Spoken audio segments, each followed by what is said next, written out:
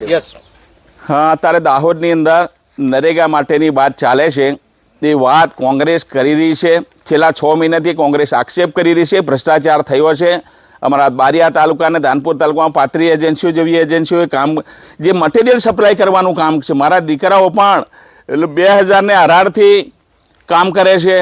એ material સપ્લાયનું કામ કરે છે. બીજું અહીંયા કોઈ કામ કરતા નથી.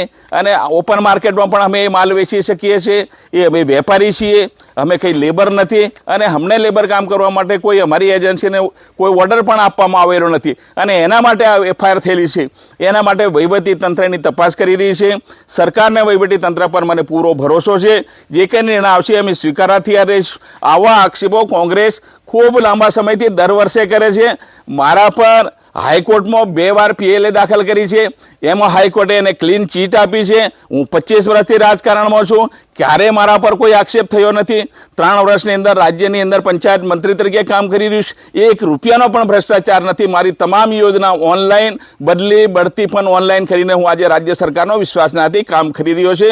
મારી સરકાર પણ કામ કરે છે, મારી પાર્ટી પણ કામ કરે છે. અને દાહોદ પણ વિકાસની દિશાની અંદર આગામી દિવસોમાં આગળ વધશે. કોંગ્રેસ પાયા વિહોણીની આ વિરોધ કરવા માટેનો એની પાસે કોઈ સાધન નથી. એના માટે આ આક્ષેપો કોંગ્રેસ કરી રહી છે.